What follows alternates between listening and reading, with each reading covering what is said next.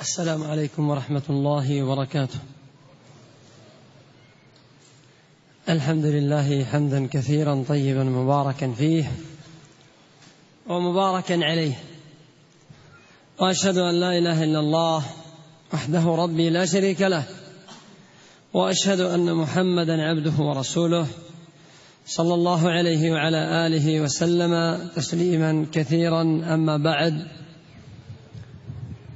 أحمد الله عز وجل الذي يسر لنا ولكم هذا الاجتماع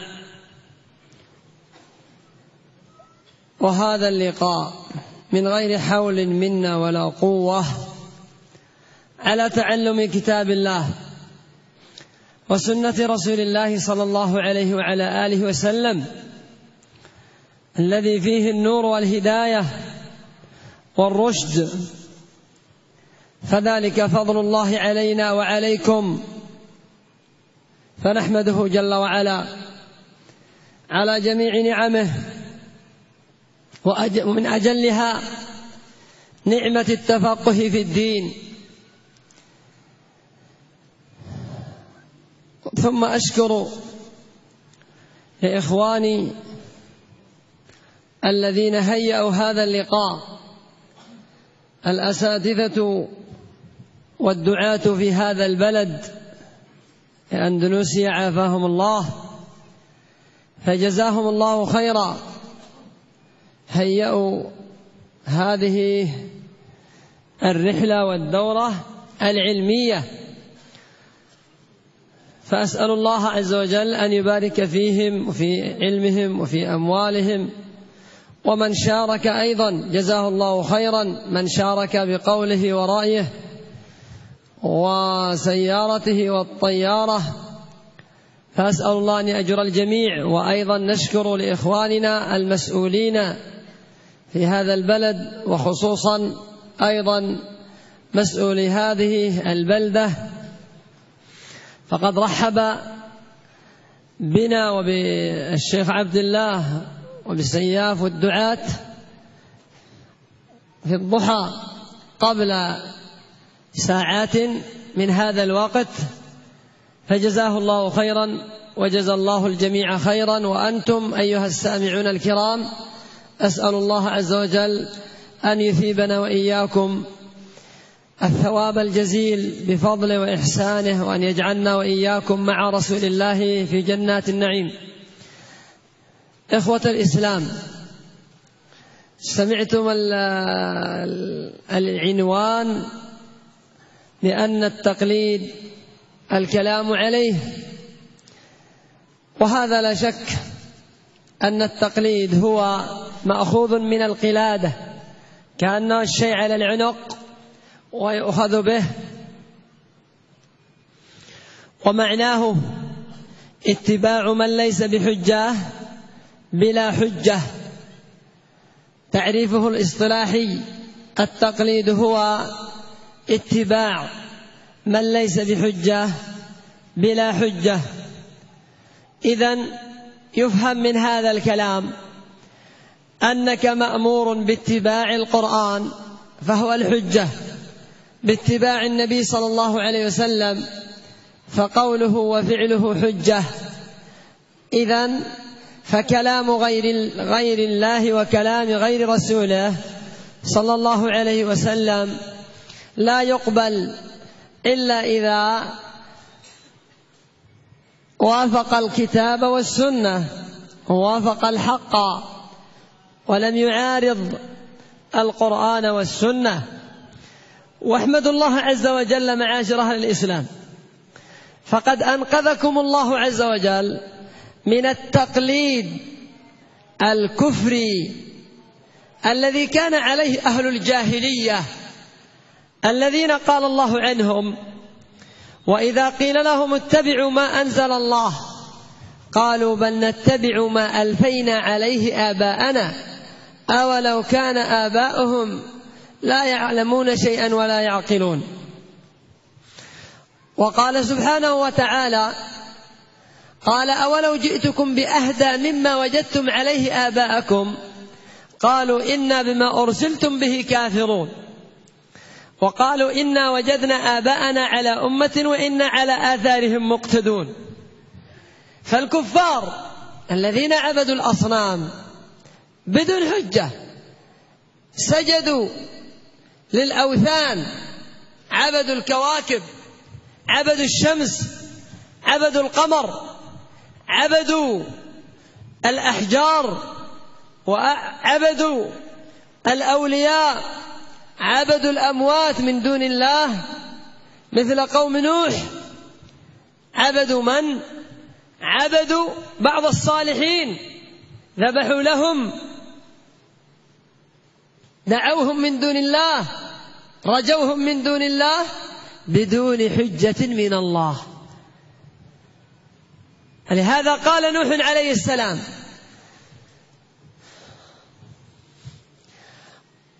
واتبعوا من لم يزده ماله وولده إلا خسارا ومكروا مكرا كبارا وقالوا لا تذرن آلهتكم ولا تذرن ودا ولا سواع ولا يغوث ويعوق ونسرا وقد أضلوا كثيرا.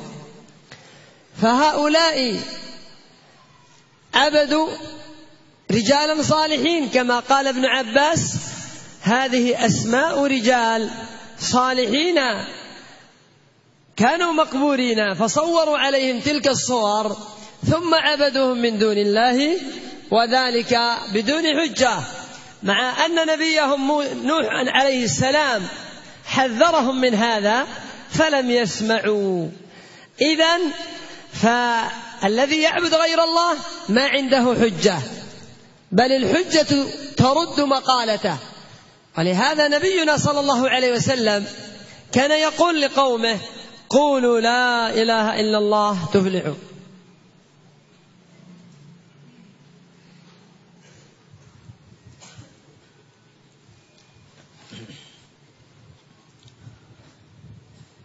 Assalamualaikum warahmatullahi wabarakatuh. Demikian Syekh mengucapkan salam kepada kita semua, tentunya dengan harapan semoga Allah Subhanahu wa taala memberikan keselamatan kepada kita semua. Kemudian beliau bersyukur kepada Allah Subhanahu wa taala dengan syukur yang banyak, syukur yang mendatangkan barakah. Salawat dan salam semoga tercurahkan kepada Nabi Muhammad sallallahu alaihi wa ala alihi wasallam. Adapun setelah itu maka saya berdoa kepada Allah Subhanahu wa taala, semoga Allah Subhanahu wa taala memberikan kebaikan kepada kita semua. Ikhwani fillah rahimani wa rahimakumullah. Kita juga pantas bersyukur kepada Allah Subhanahu wa taala yang telah memberikan anugerah kepada kita semua dengan dipermudahnya pertemuan seperti ini. Pertemuan yang terjadi tanpa daya dan upaya dari kita, kalau tidak karena ada nikmat dari Allah Subhanahu wa taala, maka pertemuan-pertemuan seperti ini tidak akan terselenggara. Kita juga bersyukur kepada Allah Subhanahu wa taala yang memberikan kepada kita kesempatan untuk mempelajari kitabullah dan sunnah Rasulullah sallallahu alaihi wa ala alihi wasallam yang menjadi cahaya penerang dalam kehidupan kita. Sungguh ini merupakan anugerah yang besar dari Allah Subhanahu wa taala. Dan kita juga bersyukur kepada Allah Subhanahu wa taala atas nikmat-nikmat, terutama adalah nikmat di mana kita bisa menjadi orang-orang yang sadar untuk belajar agama Allah Subhanahu wa taala. Kemudian Syekh Utsman hafizahullahu taala mengucapkan terima kasih sebanyak-banyaknya kepada para penyelenggara daurah ini dari para ustadz-ustadz di Indonesia secara khusus. Semoga Allah memberikan balasan kepada mereka, balasan yang banyak. Mereka yang telah mempermudah bagi beliau, tentunya dengan izin Allah Subhanahu wa taala, untuk menyelenggarakan safari dakwah di negeri Indonesia ini, untuk menyampaikan materi-materi daurah yang diselenggarakan. Semoga Allah Subhanahu wa taala memberkahi mereka semua dan apa yang mereka miliki serta apa yang telah mereka keluarkan. Juga kepada para penguasa, pemerintah Kabupaten Karanganyar dan para pemuka agama, pemuka masyarakat yang ada di kota ini yang telah menyambut kami dengan baik. Semoga Allah Subhanahu wa taala memberikan balasan yang baik kepada mereka semua. Kemudian kalian juga ma'asyiral hadirin, ikhwan dan akhwat yang hadir, semoga Allah Subhanahu wa taala memberikan balasan yang baik kepada antum semua. Semoga Allah Subhanahu wa taala mengokohkan kita di atas agama Allah Subhanahu wa taala. Dan semoga Allah Subhanahu wa taala mengumpulkan kita bersama Rasulullah alaihi salatu wassalam di surga kelak. Dan sebagaimana yang saya dengar, bahwasannya muhadharah ini diberi judul tentang taklid dan efek-efek jeleknya. Taklid terambil dari kata-kata al-qiladah yang artinya adalah kalung atau apa yang ada di leher binatang, yang dengan itu bisalah dengan mudah binatang-binatang tersebut diarahkan sesuai dengan keinginan kita. Adapun secara istilah, taklid berarti mengikuti seseorang yang sebenarnya tidak bisa menjadi hujjah tanpa dalil yang dibenarkan dari syariat. Mengikuti selain Allah Subhanahu wa taala dan Nabi Muhammad sallallahu alaihi wasallam tanpa dalil yang dibenarkan.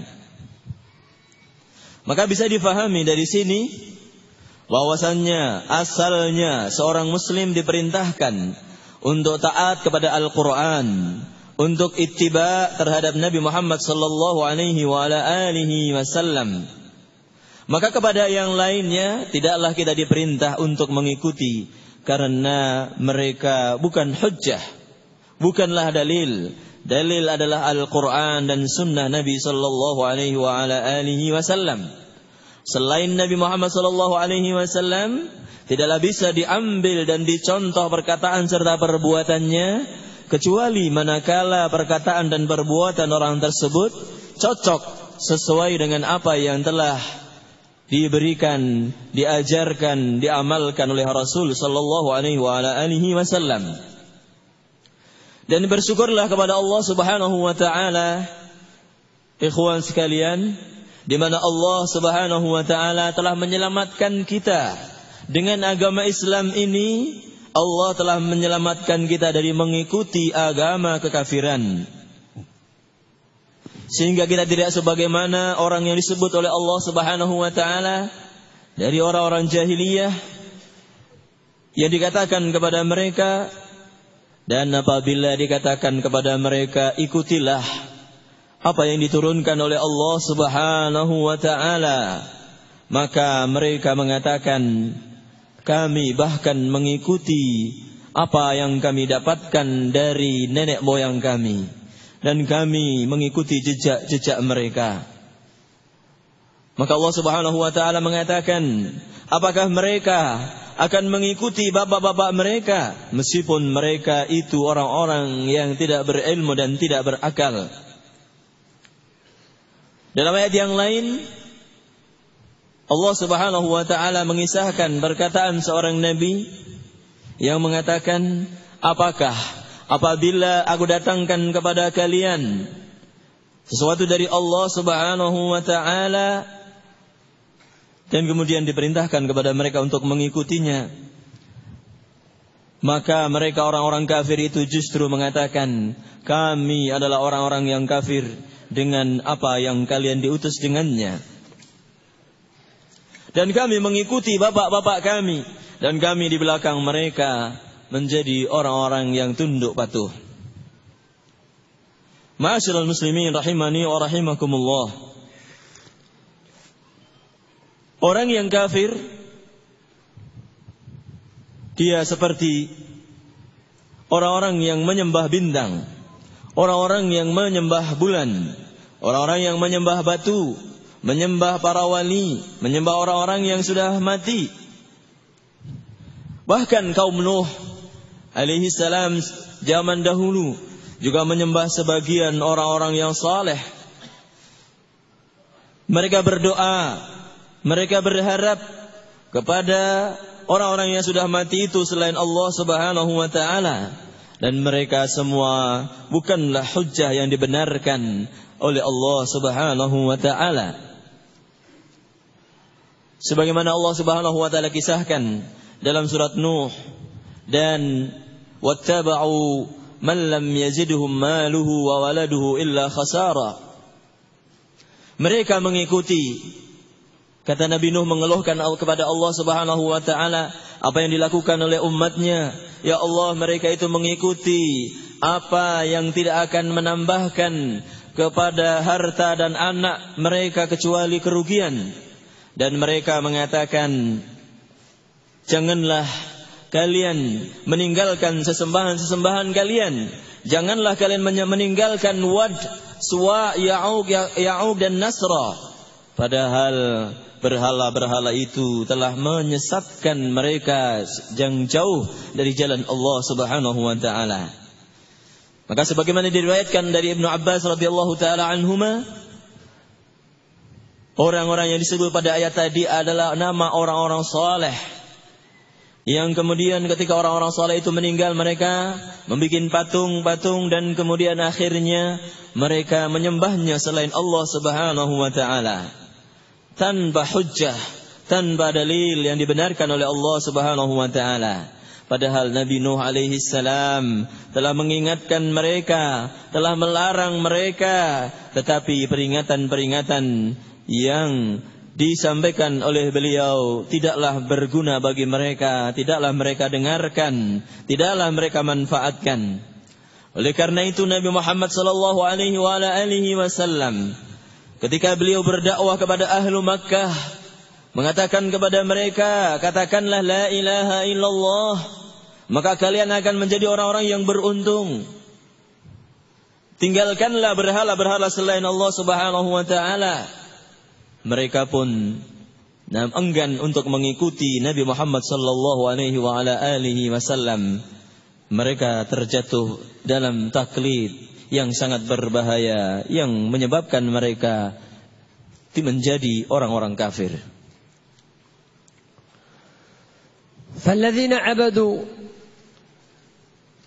الأوثان كما سمعتم إنما قلدوا آباءهم، والذين عبدوا الصالحين وذبحوا لهم من دون الله وطافوا حول قبورهم وقربوا إليهم القربان واستغاثوا بهم عند الشدائد إنما فعلوا ذلك تقليدا لآبائهم.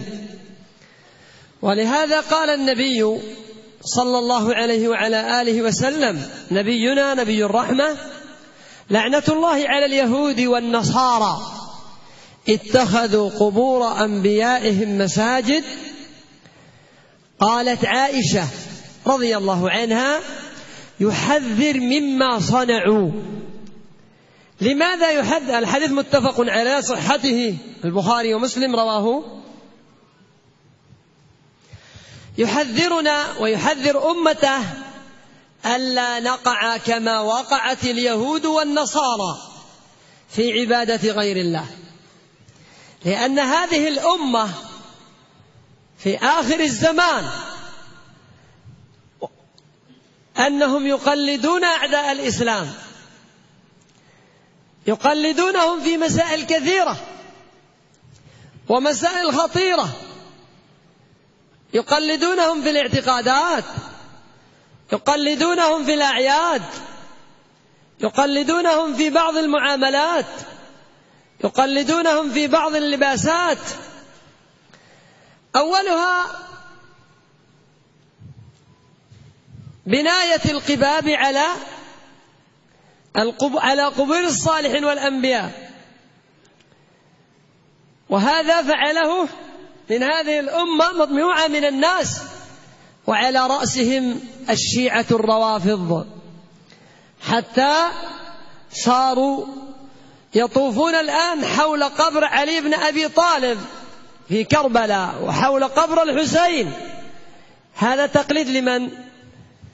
لأعداء الإسلام. النبي عليه الصلاة والسلام وإيش قال؟ لعنة الله على اليهود والنصارى اتخذوا قبور أنبياء مساجد. وقال عليه الصلاة والسلام لا تتخذوا قبري عيدا.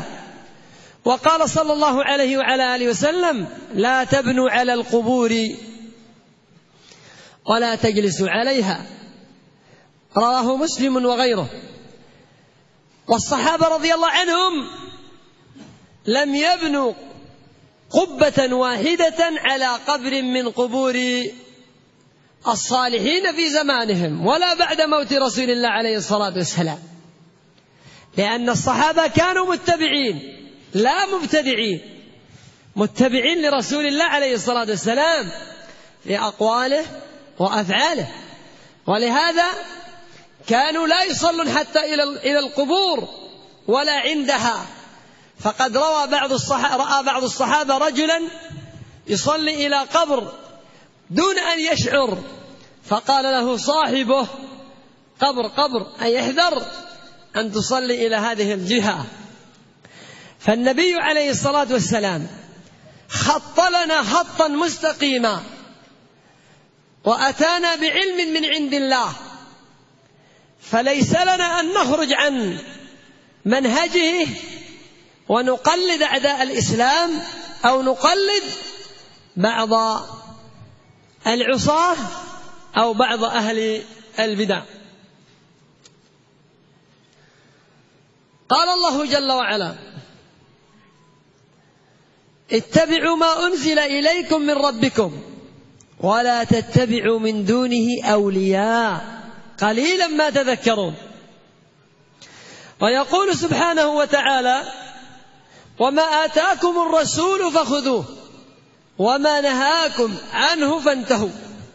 طيب، نهانا عليه الصلاة والسلام عن رفع القباب على القبور، نهانا عن الذبح لغير الله، فقال صلى الله عليه وسلم لعن الله من ذبح لغير الله. رواه مسلم عن علي. فنقول للشيعة ومن جرى مجراهم أنتم خالفتم النبي وخالفتم علي وخالفتم آل بيت النبوة وخالفتم النبي، خالفتم عليا، خالفتم آل بيت النبوة، خالفتم أئمة الإسلام، ليس لكم حجة في هذا. فأنتم الآن تحجون إلى كربلاء وتطوفون حولها بالآلاف وملايين الرجال والنساء في كربلاء ويزعمون أن كربلاء أفضل من مكة. لا إله إلا الله. نعوذ بالله من الكذب ونعوذ بالله من الطغيان. فالرافضة أعداء الدين يا أمة محمد، وإن صلوا وصاموا وحجوا فهم يفسدون أعمالهم بتلك الأفاعيل التي هي محبطة للأعمال. قال النبي صلى الله عليه وسلم من عمل عملا ليس عليه أمرنا فهو رد. رواه مسلم عن عائشة. وفي الصحيحين من حديث عائشة أن النبي عليه الصلاة والسلام قال من أحدث في أمرنا هذا ما ليس منه فهو رد. إذن الأعمال التي تعمل وإن رآها صاحبها من الدين أو تقربا إلى الله أو نحو ذلك وليس النبي عليه الصلاة والسلام أمر بها ولم يقلها بل نهى عنها، كيف يقبلها الله؟ تعبوا بلا فائدة. كما أن النصارى الآن تعبد الصليب وتعبد عيسى وعبدوا غير الله وتعبوا أشد التعب. بعضهم راهب في كنيسته يعبد الله من الصباح للمساء، يصلي لكن ما ينفعه. قال الله عز وجل: وقدمنا إلى ما عملوا من عمل فجعلناه هباء منثورا. الهباء الغبار المنثور الذي تأخذه الرياح، مثل الرماد إذا أخذته الرياح طار ولا شيء. فالآن عبدوا غير الله. وقال أيضا: هل أتاك حديث الغاشية وجوه يومئذ خاشعة عاملة ناصبة تصلى نارا حامية. لا إله إلا الله. تصلى نارا حامية تسقى من عين آنية، أي بالغة الحرارة، ليس لهم طعام إلا من ضريع لا يسمن ولا يغني من جوع. هؤلاء انظر تعبوا، حتى قال بعض الصحابة: هذا مثل الرهبان. ونقول: عافاكم الله يا أصحاب محمد، لم تروا أن في هذه الأمة أيضا أن بعضهم صار مثل النصارى، يبقى عند القبر يعبده ليلا ونهارا، ويبكي أعظم مما يبكي عند الكعبة، ويبكي أعظم مما يبكي في صلاته. إذا ذكر ذلك المقبور خشع وخضع أعظم مما يخضع لله. إذن هذه وجوه ناصبة، ما نصبت من أجل الله تعبت، ولا خشعت من أجل الله، بل خشعت لغير الله من المخلوقين، فما نفعهم ذلك الخشوع، بل هذه الوجوه كانت في جهنم.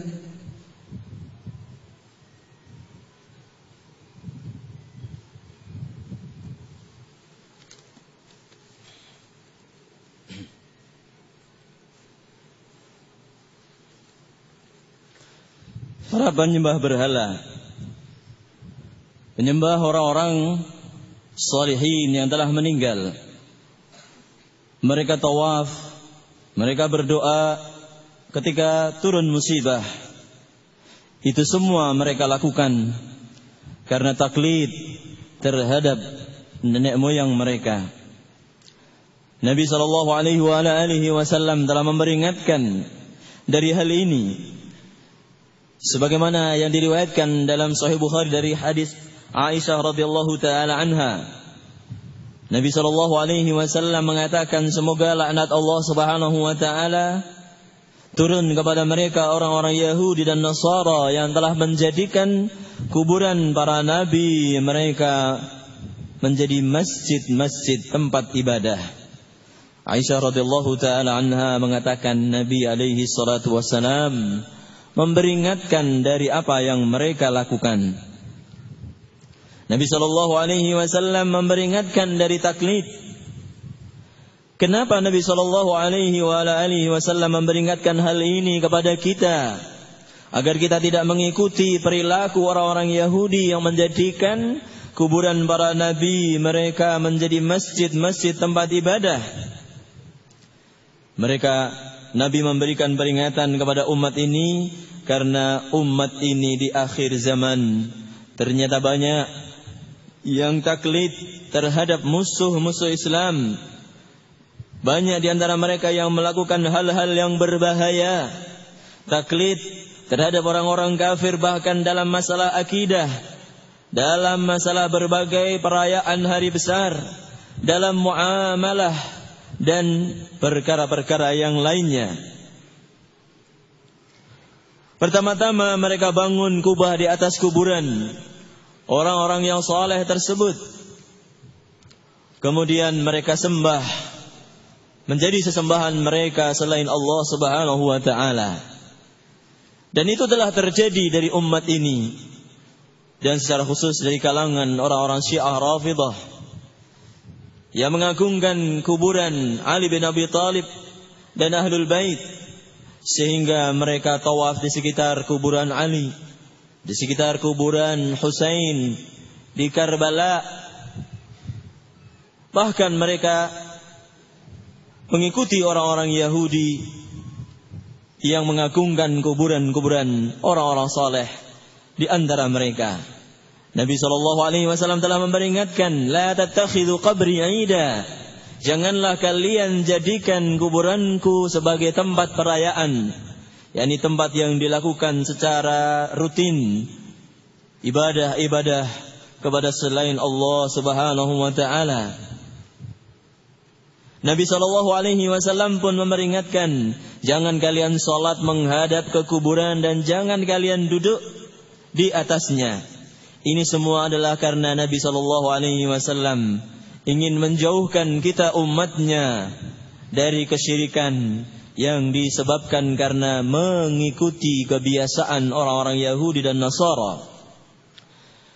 Para sahabat dahulu, tidak ada dari kalangan mereka yang membangun kuburan.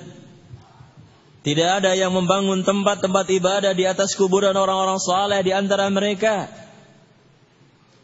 Karena mereka adalah orang-orang yang paling kuat dalam ittiba', dalam mencontoh meneladani Rasulullah sallallahu alaihi wasallam. Bahkan dahulu tidak ada seorang pun dari mereka para sahabat yang salat menghadap ke kuburan Rasulullah sallallahu alaihi wasallam. Bahkan ketika seorang sahabat salat dengan tanpa sadar menghadap ke kuburan, sahabat yang lain mengingatkan, kuburan-kuburan. Maksudnya di depanmu adalah kuburan, janganlah engkau salat menghadapnya. Nabi SAW telah mengajarkan kepada kita agama yang lurus. Tidak boleh taklid, tidak boleh mengikuti orang-orang ahlul bid'ah, tidak boleh mengikuti orang-orang musuh-musuh Islam, yang tentunya mengikuti mereka tanpa hujjah, tanpa dalil yang benar dari Allah Subhanahu wa taala. Allah Subhanahu wa taala menegaskan, ittabi'u ma unzila ilaikum min rabbikum wa la tattabi'u min dunihi awliya qalilan ma tadhakkarun. Ikutilah apa yang diturunkan kepada kalian dari Allah, dari Rabb kalian, dan jangan kalian mengikuti wali-wali selainnya. Amat sedikit dari kalian yang mau mengingat. Dalam ayat yang lain Allah Subhanahu wa taala mengatakan, dan apa yang didatangkan kepada kalian oleh Rasulullah ambillah, dan apa yang dilarang oleh beliau maka tinggalkanlah. Maka dari hadis-hadis tadi Nabi SAW melarang kita membangun kubah-kubah di atas kuburan. Bahkan beliau melaknat orang yang menyembelih untuk selain Allah Subhanahu wa taala. Sebagaimana dalam riwayat Imam Muslim dari Ali bin Abi Thalib radhiyallahu taala anhu, Nabi SAW mengatakan, la'anallahu man dzabaha li ghairillah.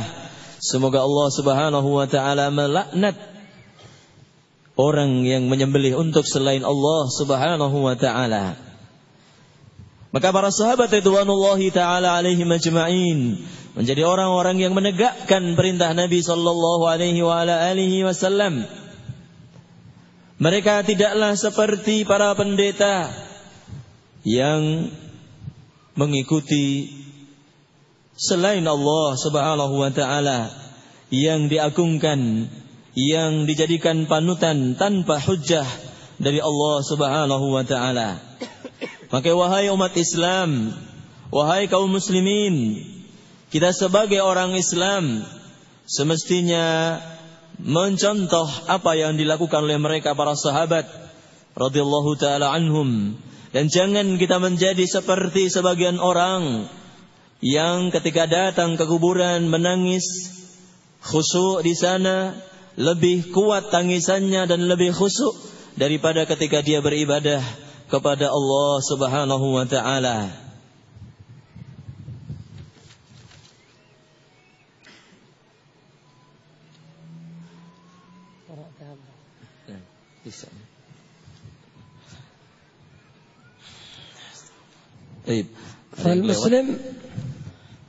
المسلم يحمد الله عز وجل أن الله عز وجل قد هداه لهذا الخير، وهو اتباع نبيه محمد عليه الصلاة والسلام على التوحيد وعلى الخير وعلى الالتزام بالدليل الشرعي، فصرفه الله عن هذه العبادات الباطلة إلى اتباع الحق.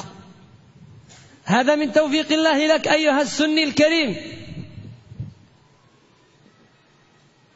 ونأسف أن بعض المسلمين صاروا يقلدون أيضا أعداءهم في بعض الأخلاق والمعاملات، وهذا ضرره بالغ. النبي عليه الصلاة والسلام يقول: من تشبه بقوم فهو منهم. إذن فلا تتشبه في لباسك ولا في هيئتك إلا بأهل الإسلام، برسول الله عليه الصلاة والسلام وبالصحابة الكرام وبمن تبعهم بإحسان، حتى في مشط رأسك، في مشط شعرك لا تقلد اليهود ولا النصارى. فقد ثبت في الصحيح أن النبي عليه الصلاة والسلام كان يفرق كما تفرق العرب شعورها من وسط الرأس إلى الجانبين، هذا كان العرب من عادتهم. ثم إنه صلى الله عليه وسلم لما رأى قومه كفارا لم يسلموا سدل شعره كما كان اليهود يصنعون، يسدلون شعورهم. فلما أسلم العرب ولم يسلم اليهود ترك فعل اليهود ورجع إلى فعل قومه، لأن قومه قد أسلموا، ففرق شعره عليه الصلاة والسلام. انظروا إلى هذا الحد، إلى مخالفة من؟ أعداء الدين. مخالفة أعداء الدين. كان اليهود يخصرون في الصلاة فنهى عن الخصر في الصلاة، مسك في وسط الإنسان. كذلك المسلم يقتدي بالنبي عليه الصلاة والسلام. قلنا في ماذا؟ حتى في مشط شعره.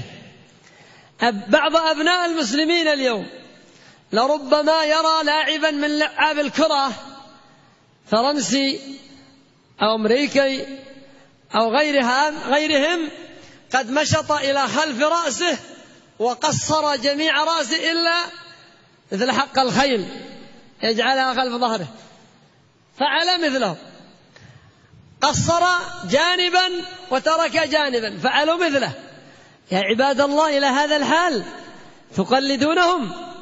بعض أبناء الإسلام يرى أن الثوب أو مثل هذا الإزار والرداء الذي جمهوركم يفعله والحمد لله لباس إسلامي ما يشتي، هذا تخلف. يريد أن يلبس كما تلبس يلبس قوم فرنسا أو أمريكا أو غيرهم، يلبس سراويلات إلى نصف الفخذ، عورته أكثرها بادية. هذا تقليد لمن؟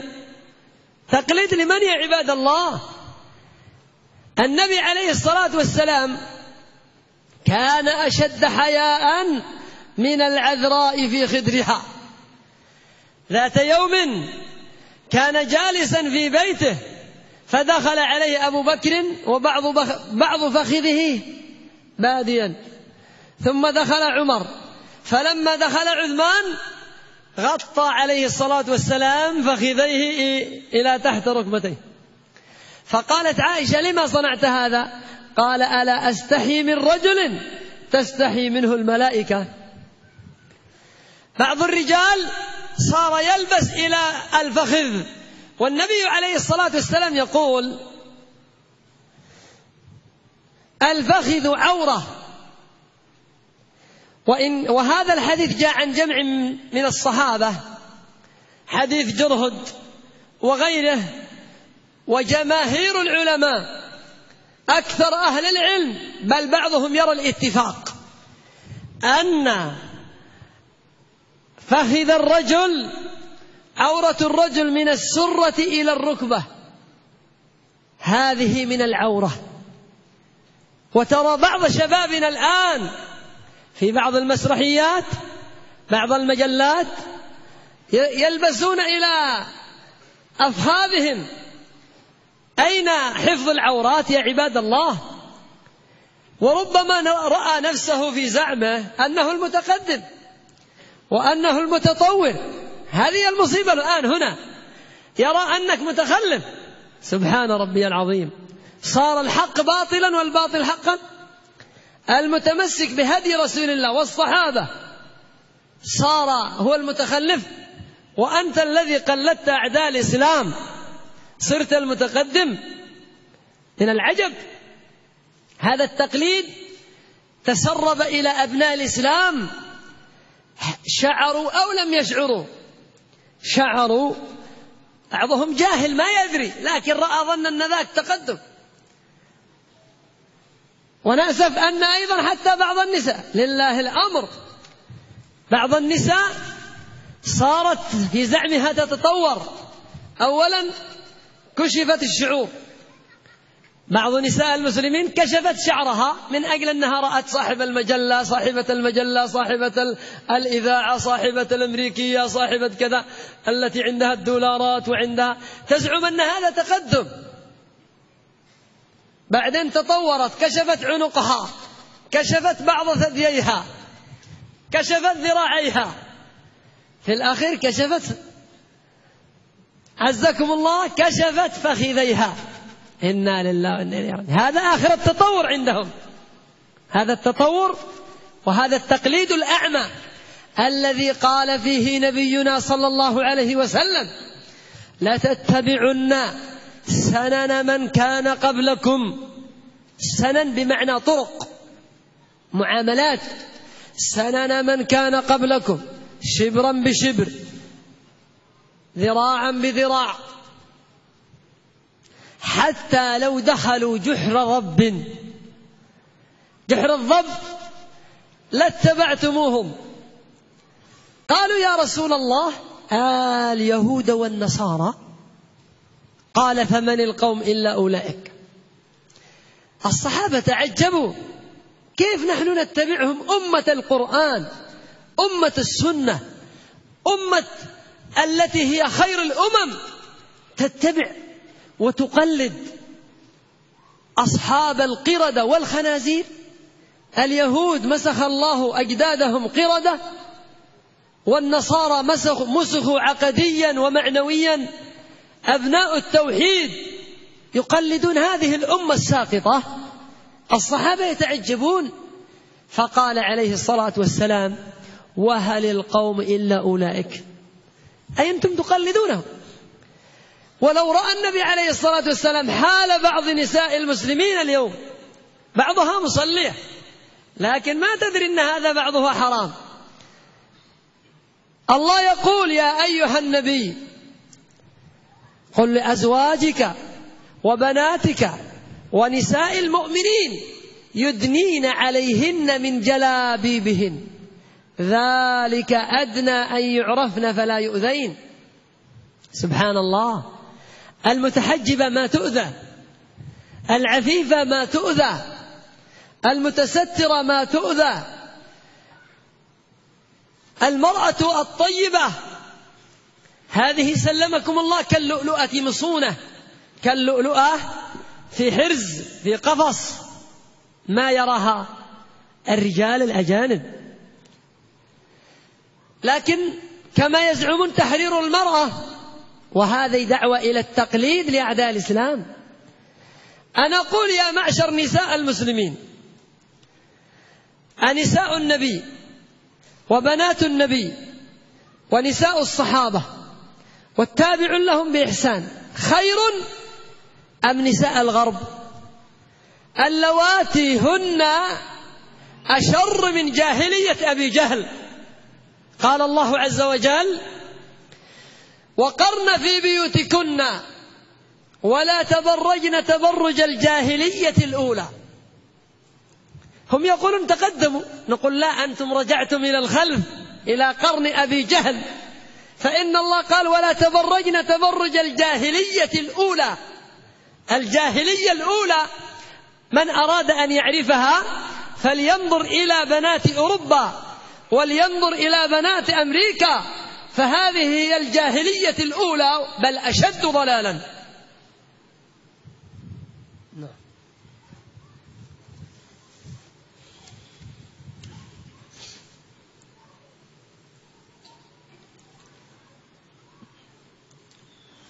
Ikhwani fiddin rahimani wa rahimakumullah.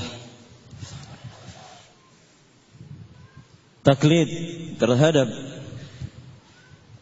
orang-orang non-muslim akan merusak agama, dan Nabi SAW telah menegaskan bahwa siapa yang mengamalkan suatu amalan tidak ada contohnya dari kami, maka amalan tersebut tertolak. Dalam Sahihain dari Aisyah radhiyallahu taala anha pun menjelaskan bahwasannya siapa yang membuat suatu perkara yang baru dalam agama ini, maka amalan tersebut tertolak. Maka amalan-amalan yang tidak ada contohnya dari Nabi SAW tidak akan diterima oleh Allah Subhanahu wa taala. Yang diterima oleh Allah Subhanahu wa taala hanyalah amalan yang disesuaikan dengan sunnah Nabi sallallahu alaihi wasallam. Orang-orang Nasara mereka menyembah salib, menyembah berhala-berhala selain Allah Subhanahu wa taala, maka semua amalan mereka itu hanya merupakan keletihan belaka, tidak akan diterima oleh Allah Subhanahu wa taala. Sebagaimana ditegaskan oleh Allah Subhanahu wa taala dalam surat Al-Furqan, dan kami hadapkan kepada mereka apa yang dahulu telah mereka lakukan, maka kami jadikan apa yang mereka lakukan itu debu yang berterbangan, tidak ada nilainya di sisi Allah Subhanahu wa taala. Demikian juga Allah Subhanahu wa taala menceritakan dalam surat Al-Ghasyiyah bahwasanya di sana ada orang yang amalannya hanya letih berat saja. Mereka adalah orang-orang yang beramal tanpa bimbingan, tanpa hujjah dari Nabi sallallahu alaihi wa ala alihi wasallam. Maka saudara-saudaraku kaum muslimin rahimani wa rahimakumullah, seorang muslim semestinya dia menjadi orang yang benar-benar ittiba, mengikuti Rasulullah alaihi salatu wassalam, mengikuti syariat Allah Subhanahu wa taala dengan dalil syar'i. Maka yang demikian itu akan menjadikan ibadah kita benar-benar menjadi suatu qurbah, suatu amalan yang mendekatkan diri kepada Allah Subhanahu wa taala. Tetapi sungguh sangat disayangkan sebagian kaum muslimin telah melakukan hal yang membawa madarat kepada mereka dalam dunia dan agama, di mana mereka mengikuti, mencontoh, taklid terhadap orang-orang non-Islam. Padahal Nabi yang mulia, Nabi Muhammad SAW telah mengatakan, siapa yang menyerupai satu kaum, maka dia termasuk dari mereka. Maka janganlah kita menjadi orang-orang yang meniru orang-orang yang menjadi musuh Islam. Bahkan sampai-sampai dalam masalah menyisir rambut, janganlah kita mengikuti orang-orang non-Islam dalam hal ini. Sebagaimana diceritakan bahwa dahulu Nabi sallallahu alaihi wasallam menyisir rambutnya sebagaimana kebiasaan orang-orang Arab, yaitu belah pinang, dibelah di tengah kemudian diarahkan ke kanan dan ke kiri. Tetapi ketika Nabi sallallahu alaihi wasallam melihat sebagian orang-orang Yahudi dan beliau mengharapkan agar mereka masuk Islam, maka Nabi SAW merubah bentuk sisiran rambutnya, yaitu disisir lurus ke depan. Tetapi kemudian ketika ternyata orang-orang Yahudi tidak mau masuk Islam dan saudara-saudara beliau dari bangsa Arab yang masuk Islam, maka Nabi SAW kembali menyisir rambutnya sebagaimana kebiasaan orang-orang Arab pada saat itu.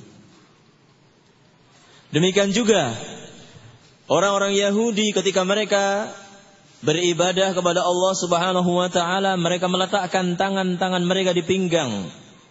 Maka Nabi sallallahu alaihi wasallam melarang kaum muslimin dari melaksanakan salat dengan melakukan hal yang seperti itu, meletakkan tangan di pinggang. Maka seorang muslim semestinya memperhatikan untuk senantiasa ittiba kepada Rasulullah alaihi salatu wassalam, dan janganlah dia terkesima dan mengikuti musuh-musuh Islam dari orang-orang kafir. Sebagian kaum muslimin mungkin ketika melihat orang-orang barat, artis dari mereka ataupun para pemain bola dari negeri Perancis dan lain-lainnya, kemudian dia menyisir rambutnya dengan gaya sisiran tertentu, kemudian dia mengikutinya. Atau dia memotong rambut sebagian dan membiarkan sebagiannya, kemudian dia mengikutinya. Bahkan kemudian meniru gaya pakaian yang lainnya. Kemudian akan bertahap dan bertahap untuk menuju kepada hal yang lebih jelek.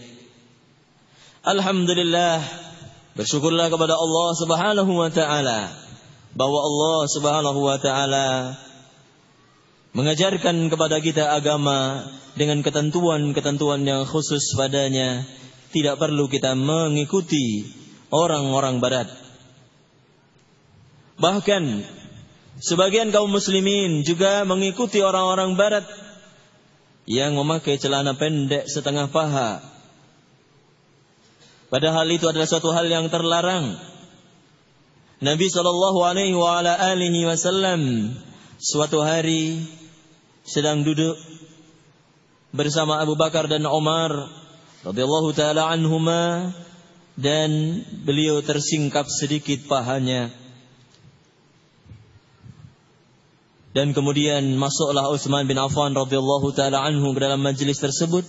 Kemudian Nabi SAW menutupi sebagian lutut atau paha yang tersingkap tadi. Maka Aisyah radhiyallahu taala anha bertanya kepadanya, "Kenapa engkau lakukan hal itu ketika masuk Utsman bin Affan?" Maka Nabi SAW mengatakan, "Tidakkah aku malu dengan orang yang malaikat saja malu kepadanya?" Dalam sebagian riwayat Nabi SAW mengatakan, "Al-fakhidhu aurah." Paha adalah aurat. Riwayat ini diriwayatkan dari beberapa orang sahabat. Dan kemudian maknanya disepakati oleh jumhur ulama bahwa mereka mengatakan aurat itu batasannya dari pusar sampai ke lutut. Ma'asyiral muslimin rahimani wa rahimakumullah. Janganlah kita mengikuti orang-orang barat. Maka dalam sebagian drama, ketika mereka orang-orang barat memakai celana pendek atau memakai pakaian-pakaian menurut adat dan akal mereka, barangkali seorang dari kaum muslimin akan melihat, menganggapnya sebagai suatu kemajuan. Padahal sebenarnya itu adalah bukan kemajuan, melainkan kemunduran. Sungguh sangat aneh ketika mengikuti orang-orang barat yang tidak terbimbing dengan wahyu dari Allah Subhanahu wa taala yang mengumbar aurat, dikatakan sebagai suatu kemodernan, kemajuan. Dan ketika orang berpakaian seperti yang dipakai oleh Nabi SAW, seperti yang dipakai oleh kaum muslimin, dan alhamdulillah kebanyakan dari antum semua mengenakan hal ini dikatakan sebagai suatu kemunduran. Sungguh sangat aneh. Ini adalah satu timbangan yang terbalik. Merasa atau tidak merasa, orang yang mengatakan demikian adalah orang yang terbalik. Disayangkan lagi sebagian wanita muslimah yang menginginkan kemajuan, ingin meniru orang-orang modern katanya. Kemudian ketika melihat dari mereka terbuka rambutnya, wanita muslimah ini mengikuti artis atau model yang terkenal yang terbuka rambutnya. Tetapi kemudian bertambahlah kejelekan. Tadinya hanya membuka rambut, kemudian membuka leher, kemudian membuka sebagian paha, kemudian membuka di antara dadanya. Nah, apakah yang seperti ini yang dikatakan modern? Apakah yang seperti ini yang dikatakan kemajuan? Sungguh ini bukanlah kemajuan. Justru mereka adalah orang-orang yang lebih parah dari jahiliyah zaman dahulu. Nabi SAW telah menegaskan, kalian benar-benar akan mengikuti jalan-jalan orang sebelum kalian, sejengkal demi sejengkal, sehasta demi sehasta, sampai-sampai kalau di antara mereka ada yang masuk ke lubang biawak, sarang biawak, maka kalian pun akan mengikutinya. Para sahabat radhiyallahu anhum ajma'in bertanya, ya Rasulullah, apakah yang engkau maksud itu adalah orang-orang Yahudi dan Nasara? Maka Nabi SAW mengatakan, kalau bukan mereka siapa lagi? Sahabat-sahabat Nabi SAW merasa heran, bagaimana mungkin umat Islam yang mendapatkan bimbingan wahyu dari Allah Subhanahu wa taala akan taklid, akan mengikuti, akan membebek terhadap umat yang telah dilaknat oleh Allah Subhanahu wa taala.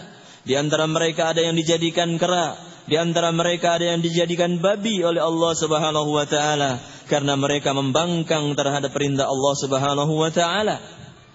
Tetapi Nabi SAW pun menegaskan, tidak ada umat kecuali mereka.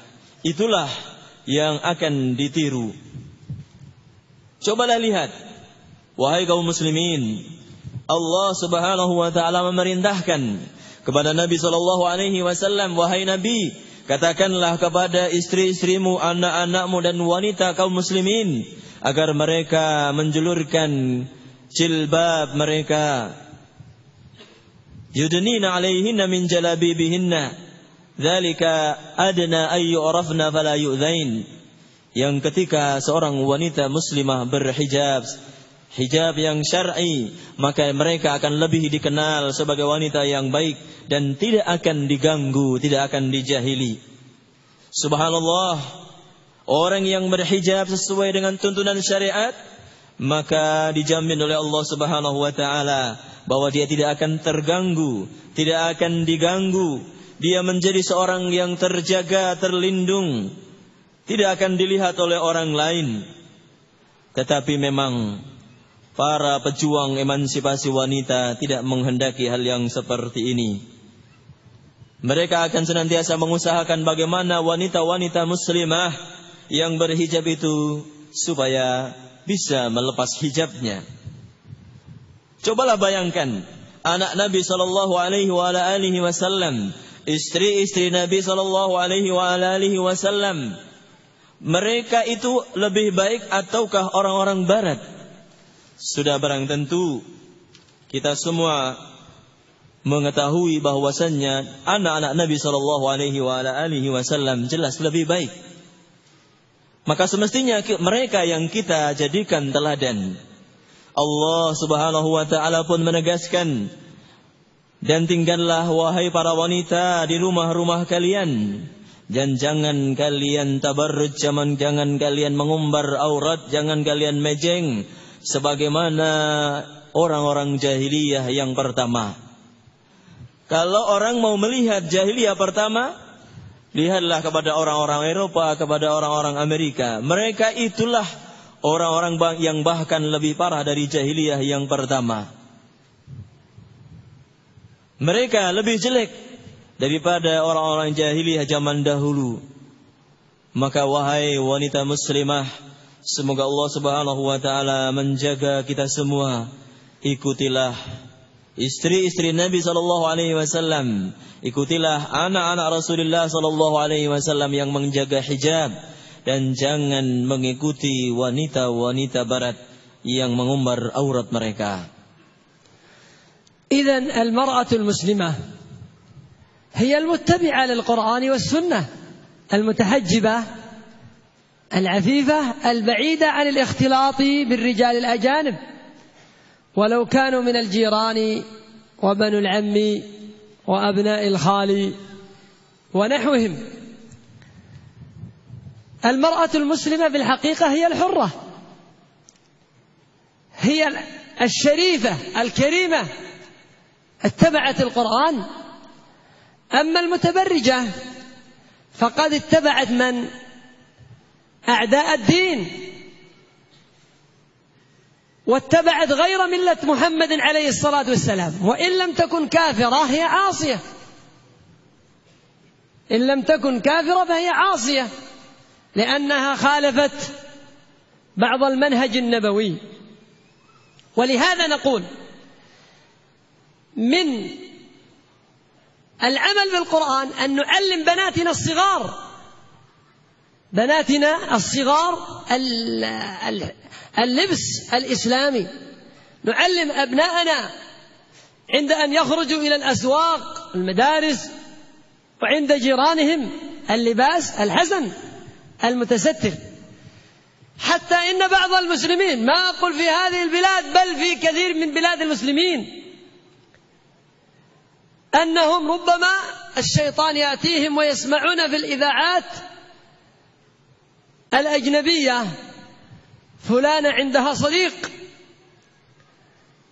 أعداء الإسلام أصلا هم يحاربون الزواج، لكن المسلمين بحمد الله، المسلمون بفضل الله أصحاب عفة، يعلمون أن الزنا حرام وأن الفواحش محرمة، فأباح الله لهم أن يتزوج الواحد 4 حتى تقتنع نفسه، تكتمل أو تقتنع ماذا؟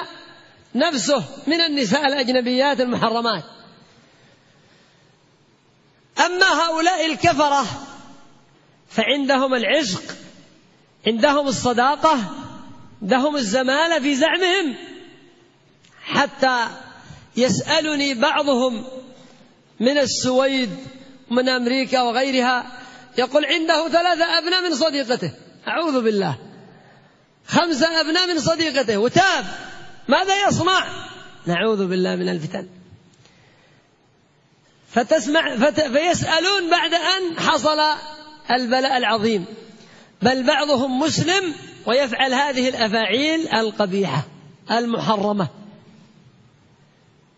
بحمد الله المسلمون عندهم خطبة شرعية ينظر إليها مرة أو مرتين فقط بدون أن يخلو بها أو يمشي بها أو يخرج معها السوق، هذا ما يجوز، لأن هذا من أفعال أعداء الإسلام.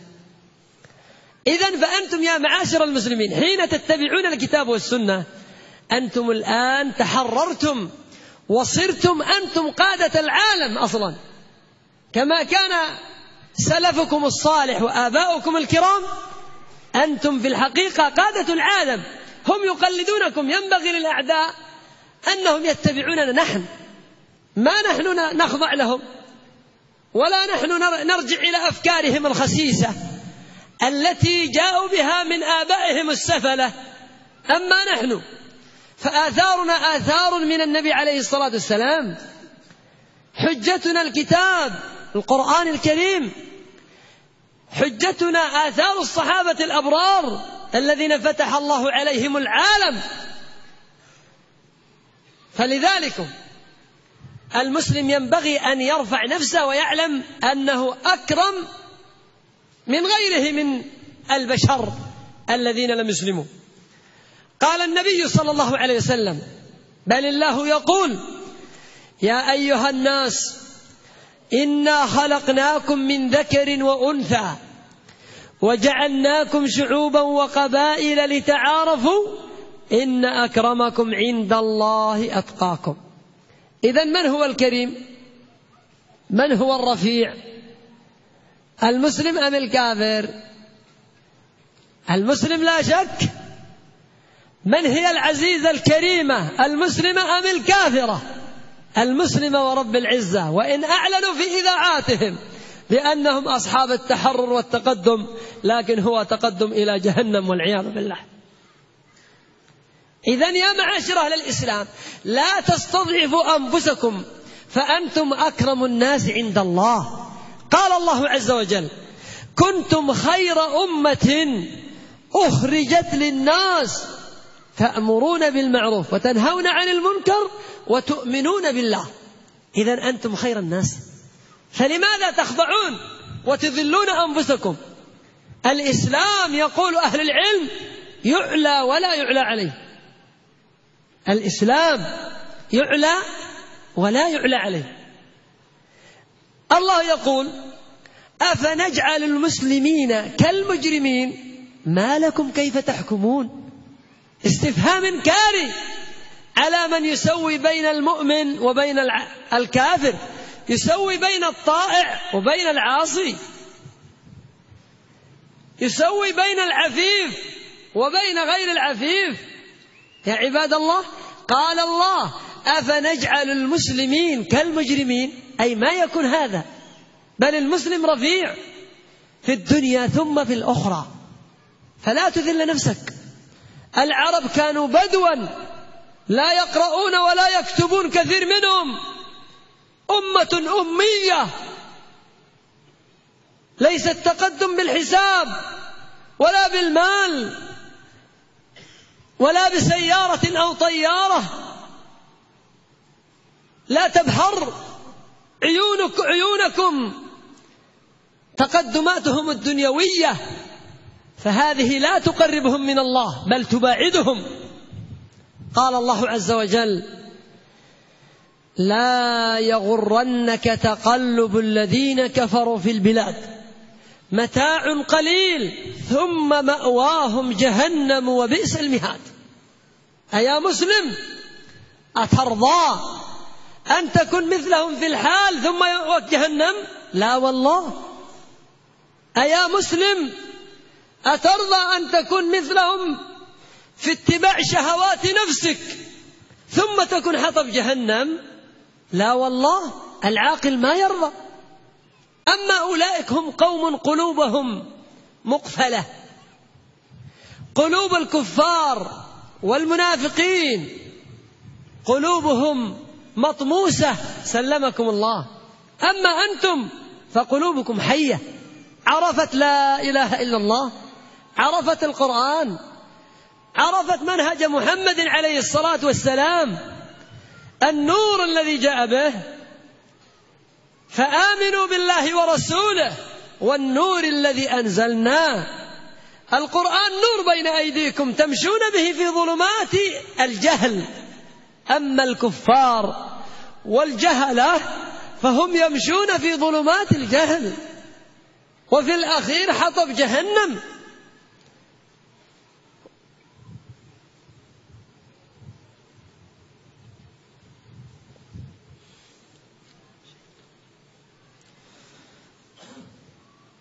Jadi para wanita muslimah, mereka akan menjadi orang-orang yang baik ketika mereka mengikuti Al-Quran, mengikuti sunnah-sunnah Nabi alaihi salatu wassalam, berhijab, berjilbab sesuai ajaran syariat, tidak menampakkan aurat meskipun kepada sepupu-sepupunya.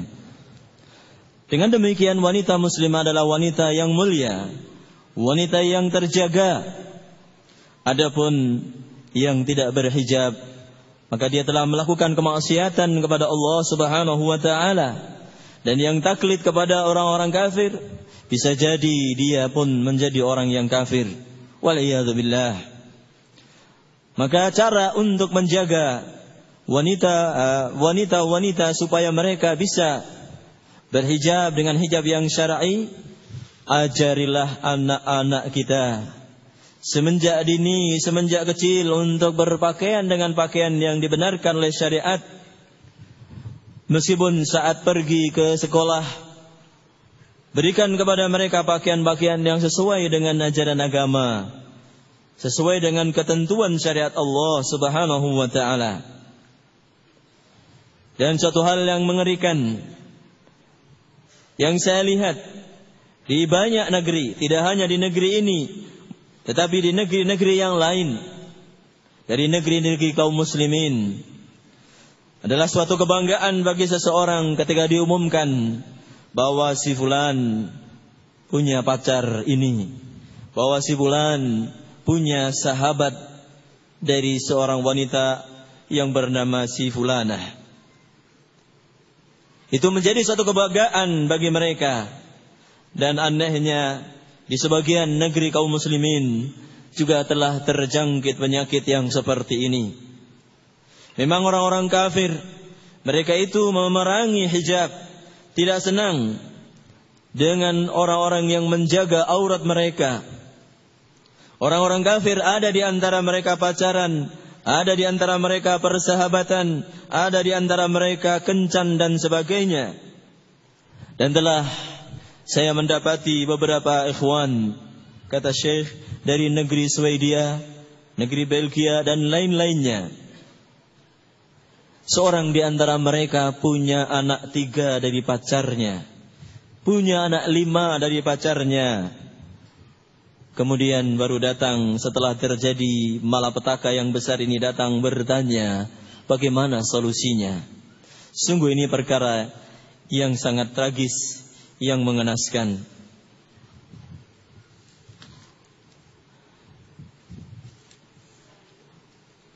Maka alhamdulillah, kita mesti bersyukur kepada Allah Subhanahu wa taala yang memberikan bimbingan kepada kita sehingga kita tidak melakukan seperti apa yang dilakukan oleh mereka, orang-orang barat yang tidak menghargai kehormatan wanita. Dan dalam Islam Allah Subhanahu wa taala telah mensyariatkan metode khusus, cara khusus untuk menyampaikan kepada jenjang pernikahan, yaitu dengan melihat sekali atau 2 kali atau 3 kali. Maka seorang wanita yang mengikuti Al-Quran dan Sunnah, dan kaum muslimin yang mengikuti Al-Quran dan Sunnah, tidak taklid kepada orang-orang barat, mereka menjadi para penguasa alam sebenarnya. Tidaklah mereka menjadi orang-orang yang rendah. Justru ketika kita mengikuti Al-Quran dan Sunnah Nabi SAW, ketika kita mengikuti asar para sahabat, kita semestinya merasa menjadi orang yang paling mulia di muka bumi ini. Sebagaimana ditegaskan oleh Allah Subhanahu wa taala, wahai manusia, sesungguhnya kami ciptakan kalian. Inna khalaqnakum min dzakari wa untha. Kami ciptakan kalian dari lelaki dan wanita, dan kami jadikan kalian berbangsa-bangsa, bersuku-suku, dan sesungguhnya yang paling mulia untuk supaya kalian saling mengenal, sesungguhnya yang paling mulia di antara kalian di sisi Allah adalah orang yang paling bertakwa kepada Allah Subhanahu wa taala. Yang paling mulia adalah orang yang bertakwa kepada Allah Subhanahu wa taala. Maka siapakah dengan demikian yang lebih mulia? Apakah muslim atau orang kafir? Meskipun mereka mengumumkan di berbagai mass media mereka bahwa mereka adalah orang-orang yang maju, mereka adalah orang-orang yang modern. Kata Syekh Hafizahullah Ta'ala, iya, mereka maju, tetapi maju menuju neraka Jahannam. Maju, kemajuan yang mengantarkan mereka kepada neraka Jahannam, wal'iyadzubillah. Allah Subhanahu wa ta'ala pun telah menegaskan dalam Al-Quran, kuntum khaira ummatin ukhrijat linnas. Kalian adalah sebaik-baik umat yang dikeluarkan oleh Allah Subhanahu wa ta'ala kepada manusia. Lihatlah wahai muslim, kalimat Allah Subhanahu wa ta'ala, kalian adalah sebaik-baik umat. Ketika kita melaksanakan syariat Allah, melaksanakan amar ma'ruf, nahi mungkar, dan beriman kepada Allah Subhanahu wa ta'ala. Oleh karena itu para ulama rahimahumullahu ta'ala mengatakan bahwa Islam itu tinggi dan tidak ada yang akan lebih tinggi darinya, tidak akan ada yang mengunggulinya. Dalam Al-Quran Allah Subhanahu wa ta'ala pun menegaskan, apakah kami akan menjadikan kaum muslimin sama dengan orang-orang yang jahat? Ma lakum kaifa tahkumun, kata Allah Subhanahu wa ta'ala, bagaimana kalian ini menghukumi? Apakah kita akan menyamakan antara orang yang taat dengan yang maksiat? Apakah kita akan menyamakan antara muslim dengan kafir? Apakah kita akan menyamakan antara orang yang menjaga dirinya dengan orang yang tidak menjaga dirinya? Demi Allah, orang-orang Arab dahulu adalah orang-orang yang buta aksara, ummi, tidak bisa membaca, tidak bisa menulis. Mereka tidaklah maju dengan kemahiran dalam masalah hitung-menghitung, dalam ilmu hisab. Mereka juga tidak maju dengan penemuan mobil, penemuan pesawat dan sebagainya. Mereka tidak maju dengan berbagai macam urusan dunia. Yang justru mereka yang mengatakan maju dalam hal ini justru telah menjauhkan mereka.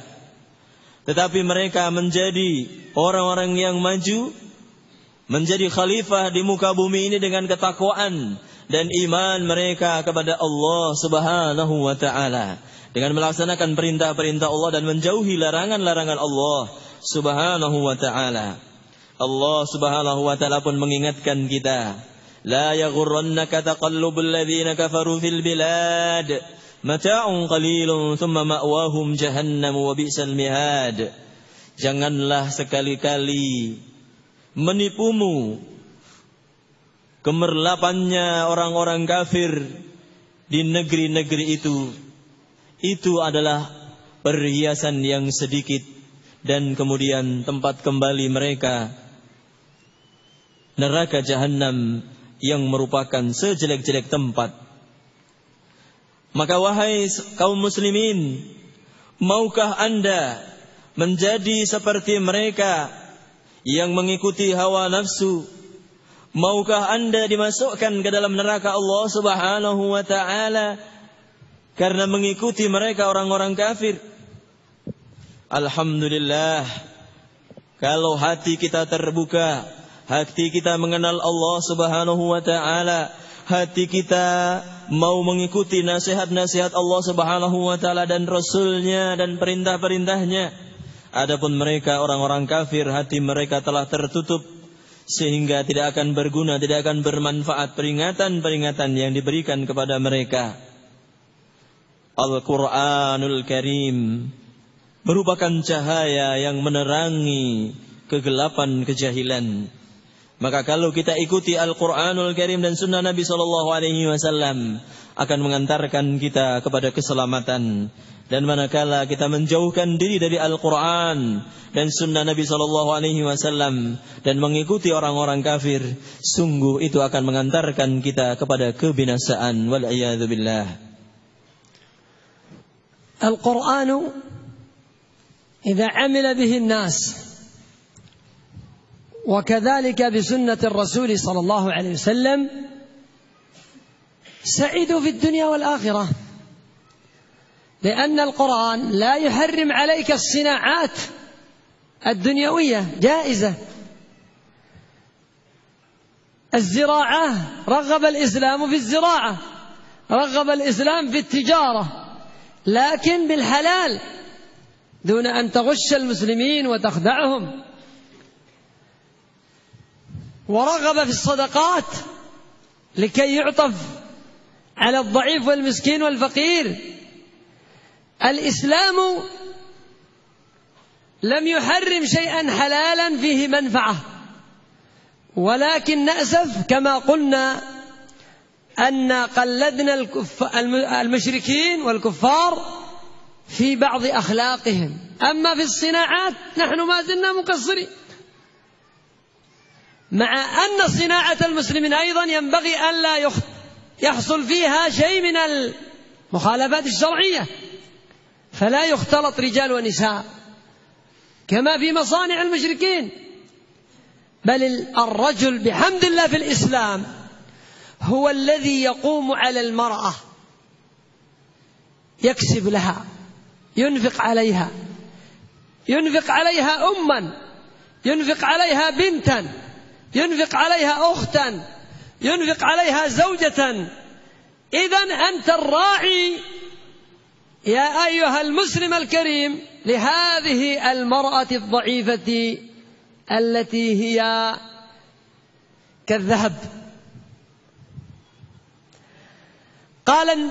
قال الله عز وجل: الرجال قوامون على النساء بما فضل الله بعضهم على بعض، أي في الخلقة، في العبادة، وبما أنفقوا من أموالهم.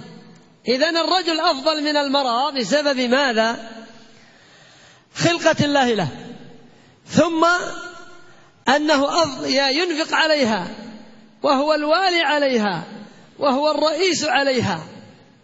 الراعي لها، وهي راعية على أولادها في البيت، راعية على بناتها في البيت، ترتب البيت، هذا عملها.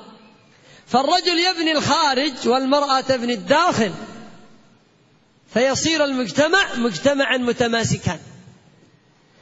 لكن المرأة بعضهن مسكينة ضعيفة العقل، تميل إلى من يخدعها، وربما رأت زوجها فقيرا مسكينا إذا كانت هي المنفقة، صارت هي الرجل وهو الضعيف في زعمها، فربما طلقته.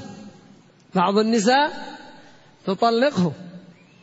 فقد أخبرني بعض الإخوة أن امرأة موظفة مديرة مدرسة فرأت شخصا من حراس المدرسة، قالت نريد أن زواجا، قال طيب، فتزوجها، وكانت هي تدفع المال لصاحب العمارة.